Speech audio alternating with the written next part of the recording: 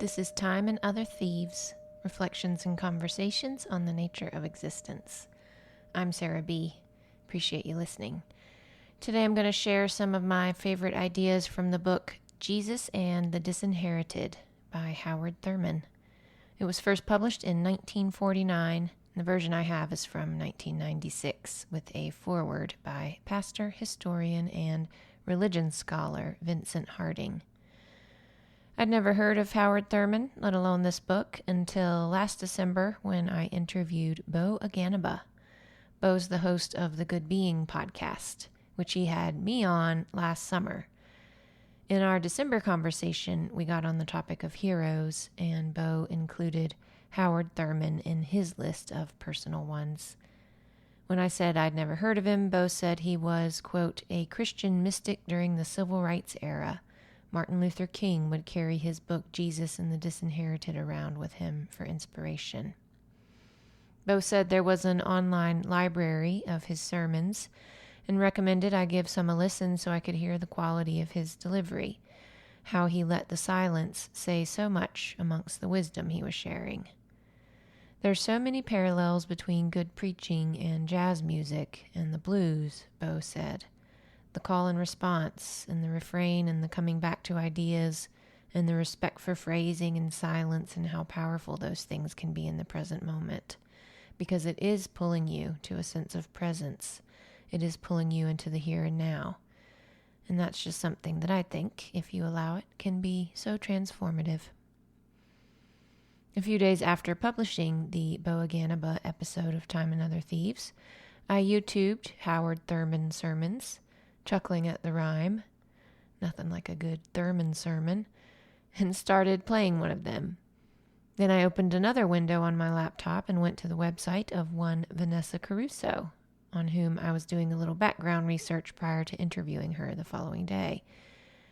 With Howard Thurman's voice intoning the gospel as I scrolled through Vanessa's homepage, it's a website for her spiritual direction services, I came to a brief About Me section, and below that, 3 identical photos of slightly choppy deep water, either an ocean or a lake. Beneath each photo was some text, meant to be read from left to right. Quote, there is in every person an inward sea, and in that sea there is an island, and on that island there is an altar. I scrolled down again to reveal 3 more of the same water images with more text below each square. And standing guard before that altar is the angel with the flaming sword. Nothing can get by that angel to be placed upon that altar. Then 3 more water images with yet more text below. Unless it has the mark of your inner authority, nothing passes the angel with the flaming sword to be placed upon your altar. And then 2 more water images followed by a black and white photo, which caught my attention with such amazement as Howard Thurman's voice still emanated from my laptop speaker that I did not finish reading the quote. The black and white photo was of none other than Howard Thurman. Howard fucking Thurman, I said, totally amazed. Just a few weeks prior, I'd never heard of the guy, and now I'd randomly happened upon his words and image while listening to his voice for the first time. Here's that quote again in its entirety. There is in every person an inward sea, and in that sea there is an island, and on that island there is an altar, and standing guard before that altar is the angel with the flaming sword. Nothing can get by that angel to be placed upon that altar unless it has the mark of your inner authority. Nothing passes the angel with the flaming sword to be placed upon your altar unless it be a part of the fluid area of your consent. This is your crucial link with the eternal. From Thurman's Meditations of the Heart, the quote strikes me as an odd one to have on her website, but I trust it spoke to Vanessa, and I instantly emailed her to share the synchronicity I'd just experienced. The next day I messaged Bo Aganaba to tell him about it, and then I ordered a copy of Thurman's Jesus and the Disinherited. When it arrived a few days later, I was surprised by its slenderness. Not counting the foreword, it's just 112 pages, divided into 5 chapters and an epilogue. Chapter 1 is titled Jesus, an Interpretation, and chapters 2 through 5 are named Fear, Deception, Hate, and Love. Those first 3 are what Thurman calls the hounds of hell that track the trail of the disinherited. And the 4th, Love, is an escape from, or answer to, those hounds. In the first chapter, Thurman provides a lot of social and historical context for Jesus, none of which I feel the need to get into here. I'm far more interested in what Christ said and how he behaved than I am in who all was fighting around him and why. Thurman emphasizes, for instance, that Jesus' message, quote, focused on the urgency of a radical change in the inner attitude of the people. Again and again, he came back to the inward center as the crucial arena where the issues would determine their destiny, end quote. This teaching applies as much to modern people as it did to those in Jesus' day. Back then, people were dealing with an oppressive Roman rule. Now we are dealing with an oppressive presidential administration. And just as there was no end of external content to worry about and get enraged by when Christ was walking the earth, today the content is also endless. You might even say it's more endless, if that's even possible, given the glut of news and other information we're constantly exposed to on our stupid phones, unless, of course, we protect ourselves from it. My dad recently introduced me to the phrase Trump derangement syndrome. The minds of people with this unfortunate condition are consumed with thoughts of Trump, and I'm sure Trump would be delighted to know it. Howard Thurman says that anyone who permits another to determine the quality of his inner life gives into the hands of the other the keys to his destiny. If a man knows precisely what he can do to you or what epithet he can hurl against you in order to make you lose your temper, your equilibrium, then he can always keep you under subjection. It is a man's reaction to things that determines their ability to exercise power over him. That this was one of Christ's predominant teachings makes it all the more laughable and tragic that the very religion he founded has so often been used as an instrument of oppression, to use Thurman's phrase. Thurman encourages readers to resist the temptation of, quote, believing that it was thus in the mind and life of Jesus. Rather, Christianity as it was born in the mind of this Jewish teacher and thinker appears as a technique of survival for the oppressed. Jesus announced the good news that fear, hypocrisy, and hatred, the 3 hounds of hell that track the trail of the disinherited, need have no dominion over them.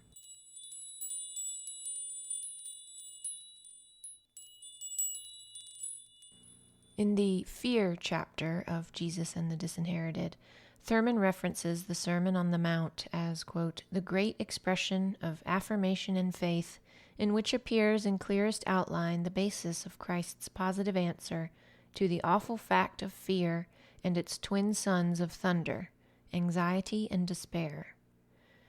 Then he quotes the following passage from said sermon. Therefore I say unto you, take no thought for your life, what ye shall eat, or what ye shall drink, nor yet for your body, what ye shall put on. Is not the life more than meat, and the body than raiment? Behold the fowls of the air, for they sow not, neither do they reap, nor gather into barns. Yet your heavenly Father feedeth them. Are ye not much better than they? Which of you, by taking thought, can add 1 cubit unto his stature? And why take ye thought for raiment? Consider the lilies of the field, how they grow. They toil not, neither do they spin. And yet I say unto you, that even Solomon in all his glory was not arrayed like one of these. Wherefore, if God so clothe the grass of the field, which today is, and tomorrow is cast into the oven, shall he not much more clothe you, O ye of little faith? Therefore take no thought, saying, what shall we eat? Or what shall we drink? Or wherewithal shall we be clothed? For after all these things do the Gentiles seek. For your heavenly Father knoweth that ye have need of all these things. But seek ye first the kingdom of God and his righteousness, and all these things shall be added unto you. Take therefore no thought for the morrow shall take thought for the things of itself. Sufficient unto the day is the evil thereof. And then Thurman says, the core of the analysis of Jesus is that man is a child of God, the God of life that sustains all of nature and guarantees all the intricacies of the life process itself. Jesus suggests that it is quite unreasonable to assume that God, whose creative activity is expressed even in such details as the hairs of a man's head, would exclude from his concern the life, the vital spirit of the man himself. This idea that God is mindful of the individual is of tremendous import in dealing with fear as a disease. If none of this provides comfort for you because you don't believe in God, I get it. I actually don't believe in God either. At least not God the Father who created the universe and makes judgments on the fate of my soul. But I do believe in God as a kind of energy that informs everything, and I believe that I myself am an expression of this God, as is everything else, including Donald Trump. And I believe that I'm in this world right now because I'm supposed to be.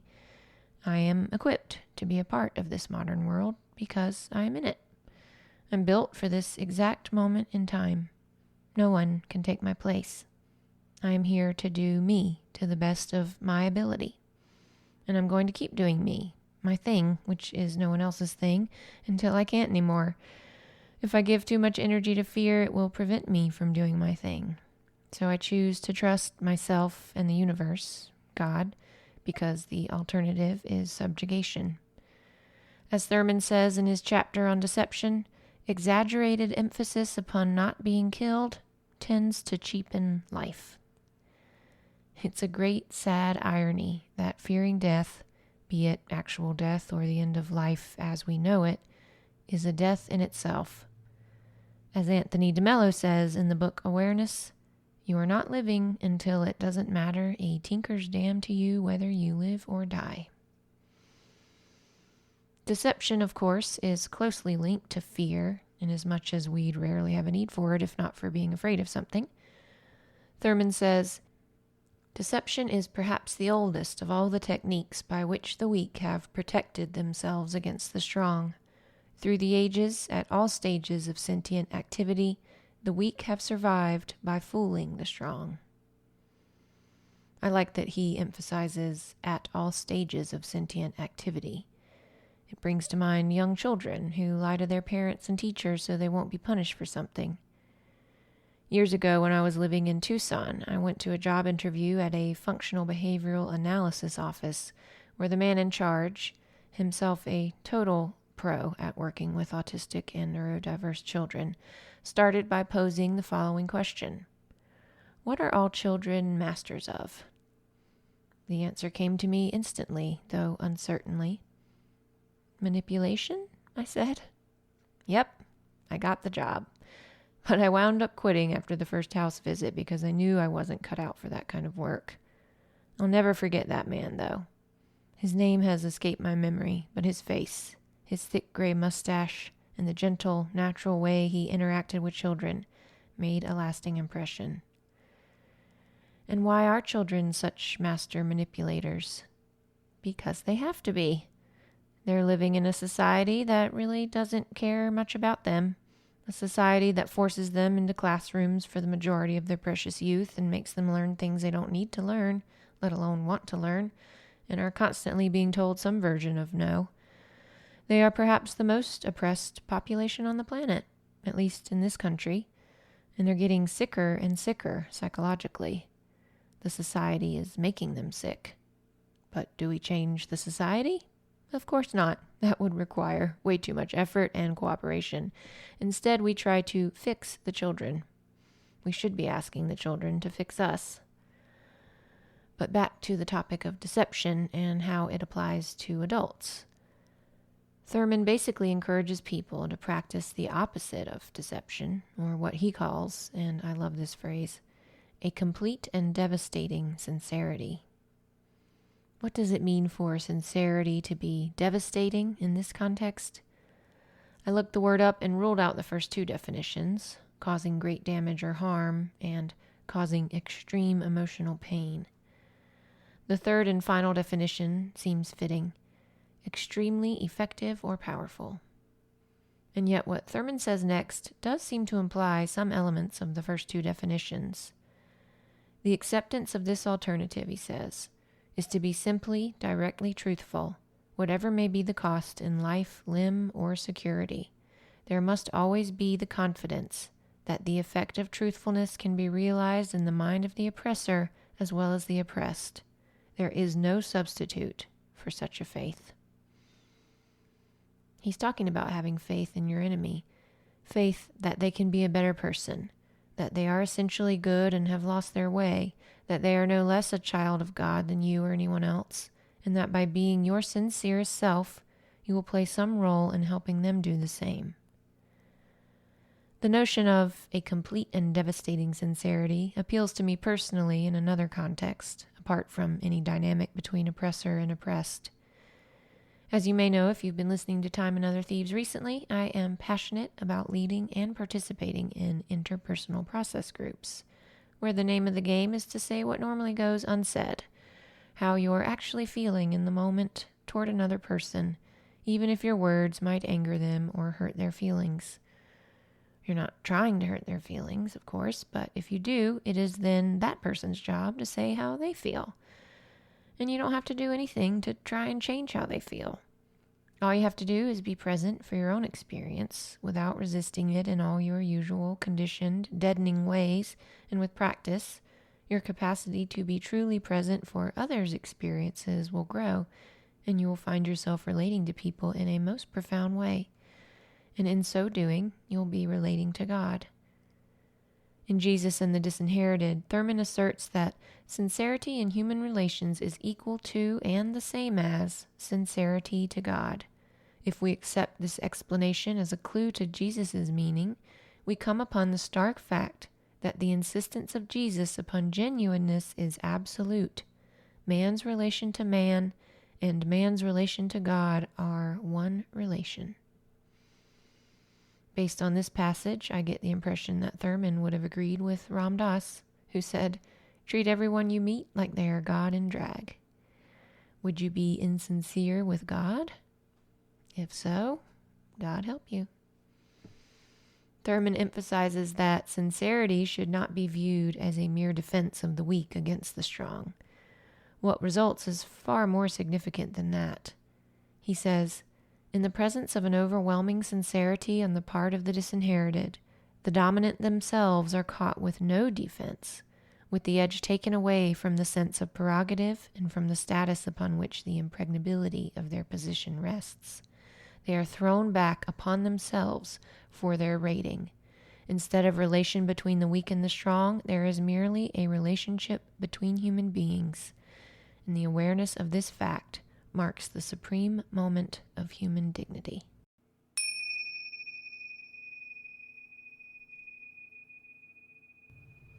The remaining two chapters of Thurman's book focus on hate and love, respectively. A couple of things that he says about hatred made me think of process groups again. In the first instance, he says that the impersonality of our modern life provides a constant opportunity for, quote, the seeds of hatred to grow unmolested.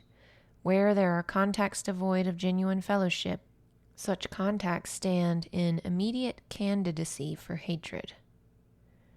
I think it's safe to say that genuine fellowship is even more rare now than it was in 1949 when Thurman wrote those words. And that's one of so many reasons why I love process groups, especially when they're in person. So much of our interpersonal interactions take place online, via email and text message and social media comments. Even in text exchanges with friends and family, we respond by liking or loving a comment instead of with actual words. I was in a weekend-long process group on Zoom recently, and one of my fellow group members kept making a heart with his hands in response to things people said. "I find your heart hands irritating," I said. sticking to the group agreement about voicing feelings as they arose, and simultaneously calling him out for not using his voice. But mostly I was irritated that the social media language of emojis was infiltrating what was supposed to be a more authentic and vulnerable space. Irritation and anger come up a lot in process groups. Indeed, many process group leaders want group members to express aggression. They'll even do things to elicit that aggression. Not in a manipulative way, per se, but maybe they won't apologize for something that people in the outside world would apologize for. Or they won't provide some sort of gratification that they know a group member, or even an entire group, is wanting. They're not doing it to be jerks, so they can get off on your anger like a childish sibling might. Rather, they want you to have the experience of expressing your anger in a new way, which can be especially healing when the object you are directing said anger to is an authority or parent-like figure, as is the case with the process group leader. Many people were raised by parents who implicitly and or explicitly sent the message that anger was not okay, and it most definitely wasn't okay to express it at the parent. The parent would get angry right back, and then they would dole out a punishment. So to express anger at an authority figure and see that figure maintain a calm and curious attitude, although sometimes responding to aggression with aggression is appropriate in process groups, depending on the situation and the group member, can be profoundly healing. To be joined in your anger with a response akin to, "Tell me more about how I've upset you. I can be infuriating sometimes," is so rare an experience that it can be downright disorienting at first. If the person you're mad at isn't defensive, then there's nothing to fight about, and all that's left to do is be with your own experience and get to know it better. Thurman talks about anger in his chapter on hate. He says, "There are some people who cannot tell you face to face precisely what they think of you unless they get angry first. Anger serves as a protection of their finer sense of values as they look you in the eye and say things which, under ordinary circumstances, they would not be able to say." I agree. And yet I sense that my feeling about this human tendency differs from Thurman's in that, dare I say, I have more compassion around it. That sounds arrogant. But it's based on my experience with process groups, and this time more around being a member than a leader. As a group member, I've definitely had to work at voicing my emotions in the moment, even when those emotions aren't terribly strong. And I know I'm not alone in this, as I see the people in the groups I lead do it all the time. They won't speak unless they feel that what they have to say is worth saying. What makes something worth saying? Well, usually a very strong emotion does. And this doesn't just apply to anger, but to all emotions, to those we label positive and to those we label negative. But when we only verbalize the really strong emotions, we miss out on so many opportunities for connection and intimacy. Not to mention that when we wait for emotions to get strong enough to be worth expressing, they sometimes get too strong, and we tend to express them in uncontrolled ways that create the opposite of connection or intimacy. So Thurman is spot on when he says that some people won't tell you what they really think unless they get angry first, and that they'll then say things they wouldn't be able to say under ordinary circumstances. But this isn't always a bad thing. People need to speak their truth, and anger most definitely needs to be expressed outwardly at some object other than the self, because that's what too many people do. They turn anger that should be directed at another person or event back on themselves, and anger isn't meant to be directed at the self. That's what group psychotherapist Elliot Zeisel says in the YouTube series Group, and I stand by it. And the good thing about anger is that it does inspire action, or in the context of this discussion, speech. And when that anger is justified, the resulting speech or action can be a righteous thing, if channeled skillfully. And while it's not ideal to stay silent and simmering until our anger boils over, finally forcing us to speak, it's better than not speaking at all. And meanwhile, we can cultivate more and more awareness of this tendency and start practicing speaking when a given emotion is just a 3 or 4 on the Likert scale, rather than a 9 or 10. Interpersonal process groups offer just such a practice opportunity. I think Howard Thurman and Martin Luther King both would have loved them. not only because they give people time and space to explore their emotional experience while in relationship with others, and to thereby gain more control over those emotions. And they knew better than anyone that emotions were running the show when it came to societal ills like racism. But they also would have loved how creative process groups force us and allow us to be, especially those of us who are facilitating them. Which leads me to the last passage I want to mention in Thurman's chapter on hate. He writes, "Above and beyond all else, it must be borne in mind that hatred tends to dry up the springs of creative thought in the life of the hater, so that his resourcefulness becomes completely focused on the negative aspects of his environment. The urgent needs of the personality for creative expression are starved to death. A man's horizon may become so completely dominated by the intense character of his hatred that there remains no creative residue in his mind and spirit to give to great ideas, to great concepts. Jesus rejected hatred because he saw that hatred meant death to the mind, death to the spirit, death to communion with his Father. He affirmed life, and hatred was the great denial." I don't think I need to add anything to that. So now I've made my way up to the 5th and final chapter in Jesus and the Disinherited, which is titled Love. The passage I marked because it reminded me of Anthony DeMello. I didn't expect to reference him, a Jesuit priest, twice in this episode about a Baptist minister's ideas, but here we are. In his book Awareness, which inspired the very first episode of Time and Other Thieves, way back in June of 2021, DeMello defines love as seeing someone how they really are, not how we imagine them to be, and giving them the response they deserve. In his chapter on love, Thurman writes, "Each person meets the other where he is and there treats him as if he were where he ought to be. Here we emerge into an area where love operates, revealing a universal characteristic unbounded by special or limited circumstances." These sentiments are the same, no? Read in succession, they amplify each other and help me realize with new clarity that what so often prevents us from loving others are our own arbitrary expectations of how those others should be, how they should think, feel, and behave. I get whacked over the head again and again with this reminder when leading process groups. Certain members really test my patience, and when I realize that my impatience is my own creation, the result of wanting a person to be different than they are, how ridiculous when you really think about it, then I'm able to relax into the moment and practice joining that person, meeting them where they are. It's so much less stressful that way. And it's also the most consistently effective way to support the change we're wanting to see. Carl Rogers famously said, "When I accept myself as I am, then I change." One could also say, "When others accept me as I am, then I change." And also, "When I accept others as they are, then I change."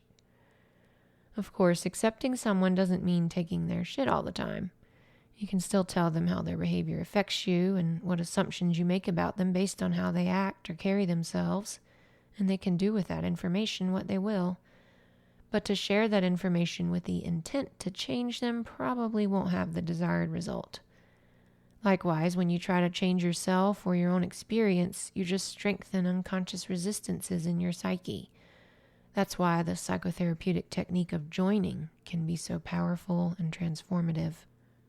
And again, the best way, as far as I can tell, to practice accepting our own and others' experiences in real time is the interpersonal process group. It's a great example of what Thurman refers to in his final chapter when he says that an attitude of loving acceptance must be, quote, rooted in concrete experience. No amount of good feeling for people in general, no amount of simple desiring is an adequate substitute. It is the act of inner authority, well within the reach of everyone. Obviously, then, merely preaching love of one's enemies or exhortations, however high and holy, cannot, in the last analysis, accomplish this result. At the center of the attitude is a core of painstaking discipline, made possible only by personal triumph. Being a member and a leader of a process group is definitely a discipline and often painstaking. It also offers countless and unpredictable opportunities for personal triumph. Is there any more personal a triumph than that which comes with saying the thing you'd normally leave unsaid and feeling more connected to yourself and to others as a result? Or maybe you don't feel more connected to others right away, and it's just a necessary step toward that eventuality. And meanwhile, you can feel that the relationship isn't destroyed. It has space and time to evolve, to absorb and metabolize new experiences and become, well, just to be always in a state of becoming. There's no destination. The road of human development is endless, our potential infinite. Nowhere have I tasted this potential more potently, and I see now for the first time that the word potential contains the word potent, than in a process group. I believe that both of the 8-person groups I'm leading right now could continue to meet once a week for the next 10 years or more, and each member would still be discovering new depths within themselves and within their fellow members. But I know process groups aren't for everyone. Each of us must find the discipline that suits us so that we might experience our own personal triumphs. Thanks so much for listening to this episode of Time and Other Thieves. I'm Sarah B., and I hope you've enjoyed my ponderings on Howard Thurman's Jesus and the Disinherited. Thanks to Boa Ganaba for introducing me to the book, and to Vanessa Caruso for inadvertently encouraging me to follow through with purchasing a copy. Both of the episodes featuring my conversations with them are available on Buzzsprout and various other podcast platforms. I'm going to leave you with one last Thurman quote, which I couldn't find a way to incorporate into any other part of this episode. There is a profound measure of resourcefulness in all life, a resourcefulness that is guaranteed by the underlying aliveness of life itself.